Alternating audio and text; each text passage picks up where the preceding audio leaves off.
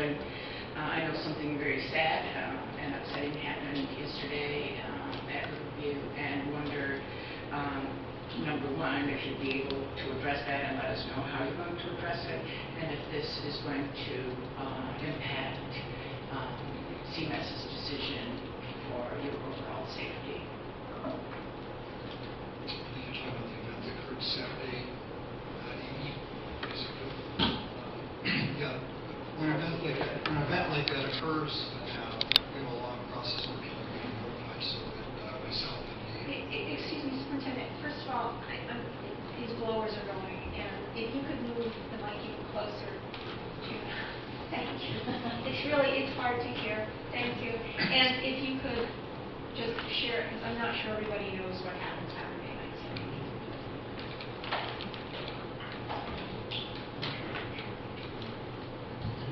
We'll try to read some of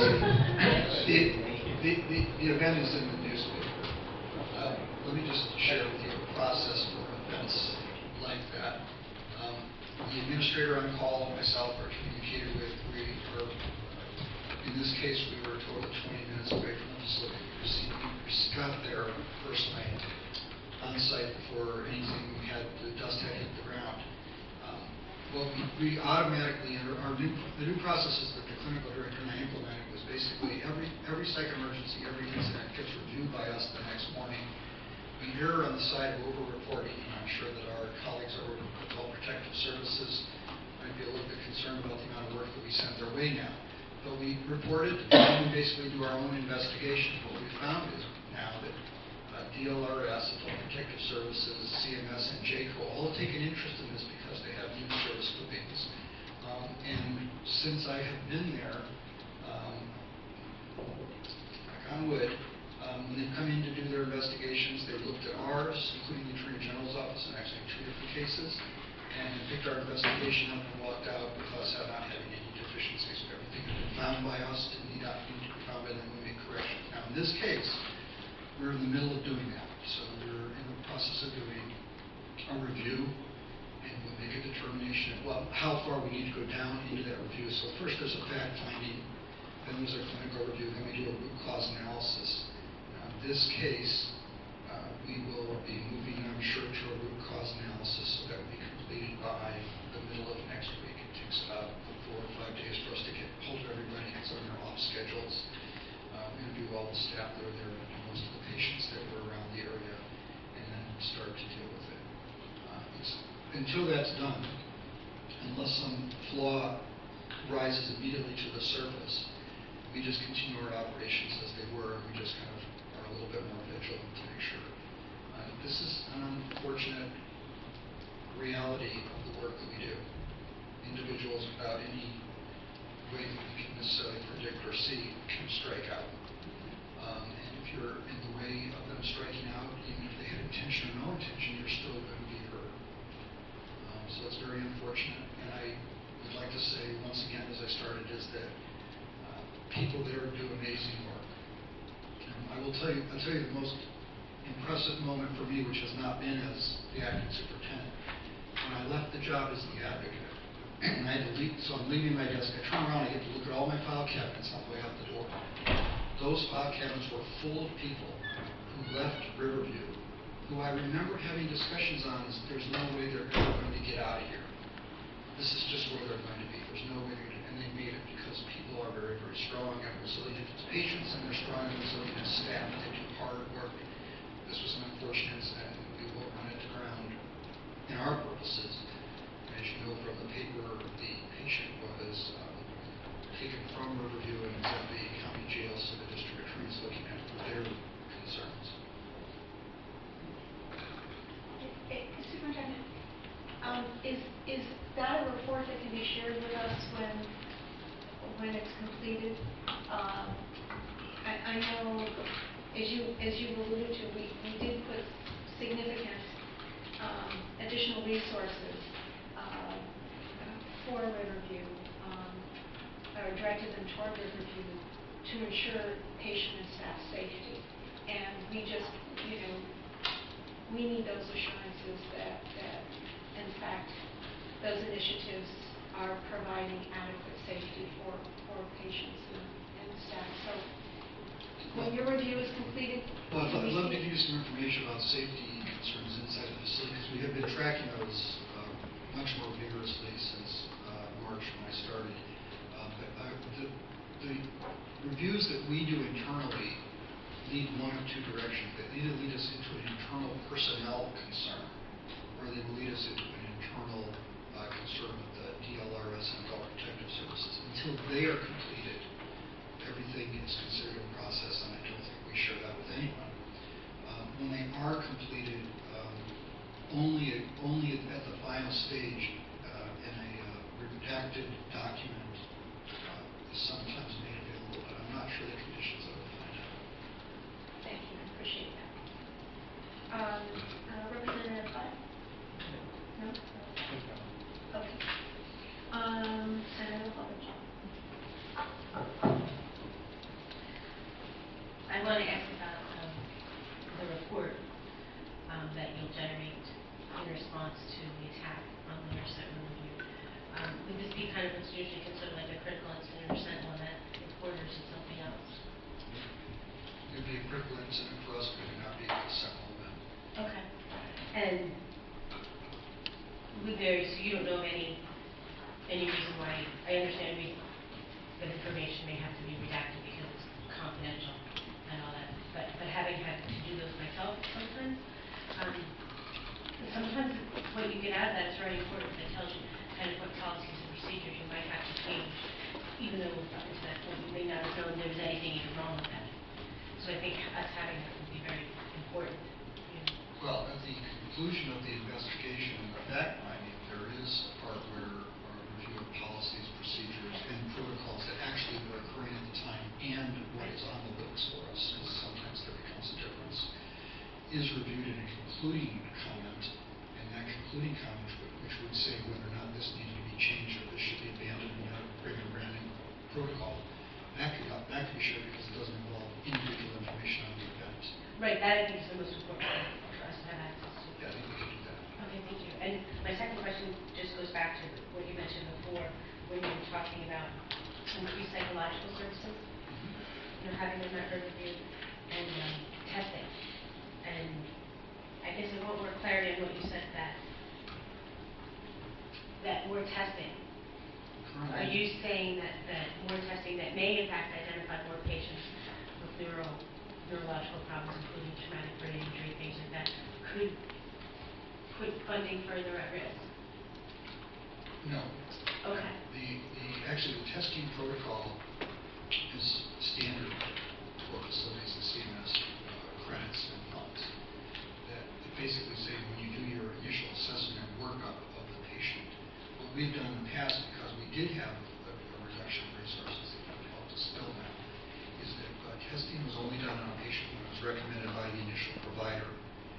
Now we're doing the testing as part of our standard admission protocol process, so we get it for everybody. And it's all kinds of psychological tests, it's not just the neuropsychology. Right. So it's giving information to almost all the disciplines about the best way to start their interactions with the patients, and identifies challenges that the patients might have, and also strengths that the patients may have that we can build on. Thank you. I just wanted to be clear. Thanks. Representative Melody? Thank you. Mr. Harper, I'd like to go back to something I think you said earlier, and that is it correct that you, as it currently stands, are not allowed to send a patient from Riverview to the intensive forensic mental health unit in Warren?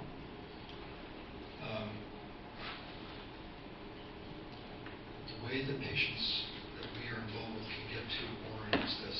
Before the patient comes into Riverview, we have the ability to assess them so they're not becoming one of our patients. Our admissions office acts as an assessment hub for those. So if we were in a jail and they thought we would send you to Riverview in the process of being sent to people who are in Riverview who are not criminally responsible or considered incompetent to stand trial are prohibited for us to send them through the judicial process, which is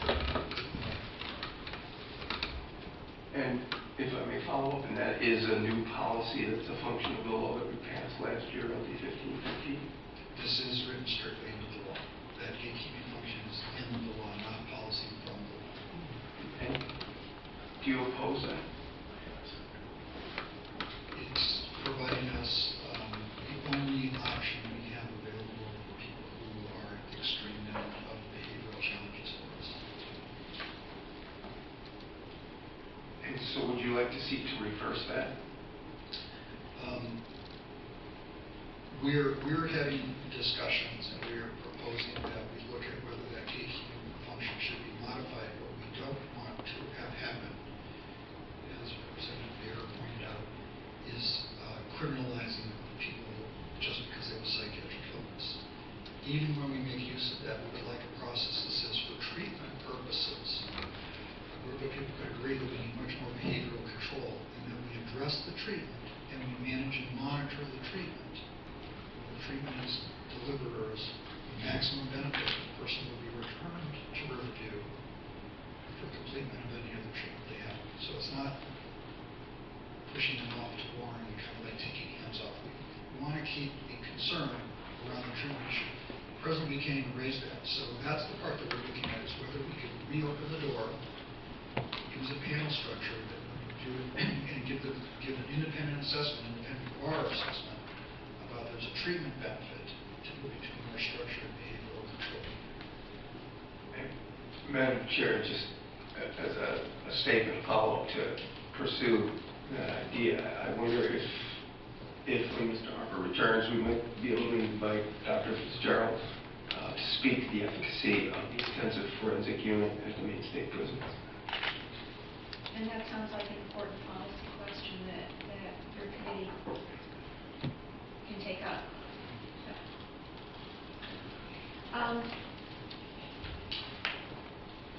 I would like us, if possible, to move on. If it's a HHS question, I would encourage you all, obviously, to continue to meet with the superintendent. It's critically important.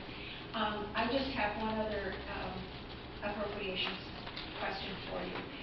And that has to do with staffing. And again, it goes back to the safety of patients and staff. And we expedited the hiring process for, I know, the acuity specialists. And as you alluded to, had a variety of initiatives that we budgeted for to provide greater safety. Are you fully staffed at this point in terms of what's been budgeted for you, or are there a number of openings at this point on the staff? We constantly have vacancies for direct care staff. There's recruitment, retention concern, and we're bringing a focus to that by basically doing outreach to the university and community college system, so we're able to cultivate relationships in advance. It was basically, we didn't have any relationships, and people who applied there read the job site advertisement at MaineWorks or whatever internet site there was, and they would apply. So we're trying to actively get into those programs that we know specific. This is the whole thing about becoming a learning culture, is we gain internships and all kinds of other relationships that allow us to get that. And we hope that that makes us a more attractive place to work. But the other part that you gave to us that really is that all the studies have shown makes the difference, is you provide us for the first time in many years a significant piece of money for training.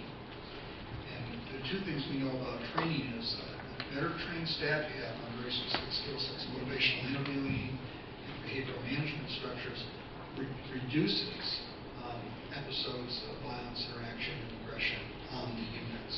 So we are starting to spend that money now. It became available July 1st, started to spend that money on a much more advanced and longer protocol for the training of the people.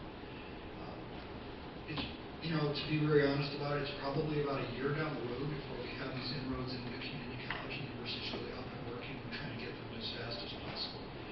We did also convert an additional 4 acuity specialists into the hospital since the fast track you gave for the first floor we created that time. And we're looking at that model. It's a very, very successful model. The challenge for us now is it takes 4 FTE to give me 24/7 of one person, providing they never take a vacation and never have a sick day. So we had 4 in one unit, and we put 4 on, so both acute units now have acuity specialists. What we're in the process of is looking at whether we need to come and look at 4 more that basically can float in the hospital, but do the backup when someone's taken off. I will tell you this, it's just kind of link some of this together. In the event that occurred, because of the ripple effect amongst other patients on that unit that does not have acuity specialists, we deflected acuity specialists up to that unit and brought that program back under control in about 30 minutes to an hour. That was pretty different from the way we used to operate. If you don't mind, I'd like to go back to one other comment you made. That's a money comment here, which around this issue, dealing with all the stuff on 1515s. Only 3 units at Riverview are currently in the request to be recertified. The 4th unit, Lower Saco, which is an acute intake unit that is a mixed population, is the one that has the most behavioral challenges because part of the people in there have not even been determined to be psychiatrically challenged. They've been brought in by courts for the purpose of assessment. That unit is not in the mix and would not be getting CMS accreditation. And that's why kind of coming back and recognizing this issue, because CMS has said to us, if you keep putting that population in there and you mix it, you're going to have to initiate behavioral controls. If you initiate extreme behavioral controls, we can't consider it a hospital. Thank you very much, Superintendent Harper. We appreciate it.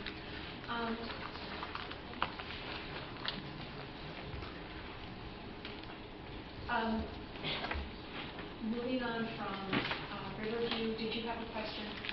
I just have 2 quick questions, and probably none of you can answer them, but they're follow-up, or maybe you can bring them back and give me an answer. So the first one, on the responses to the questions that we received from August 6th, question number 12 was around whether the department was going to apply for state tobacco funding. And the response was, there are many grants, can you provide more specific information? And basically what I'm curious about is there is funding that comes out from the federal CDC Office on Smoking and Health that is available to all states for tobacco control and prevention, and that is the specific money that I'm wondering if the department will be applying for. So if there could be some more information on that, that would be great. And then my other question, I recently learned that the contract with, it was a 6-month interim contract, I believe, with CD&M Communications for the tobacco counter marketing work has been reduced from $500,000 to $250,000 with very little explanation. And just would like more information as to why the reduction in the contract, specifically because from what I can tell, the pieces of the contract that were removed were those pieces that would have allowed CD&M to really test the messages they were using and making sure they were reaching the appropriate audiences and were appropriate for Maine. And those pieces of the contract have been removed and are no longer funded. So I would just like some information on why the reduction and why the specific pieces that would have ensured the counter-marketing money was spent in an effective way were removed. We will do the best to get those Thank answers back to you.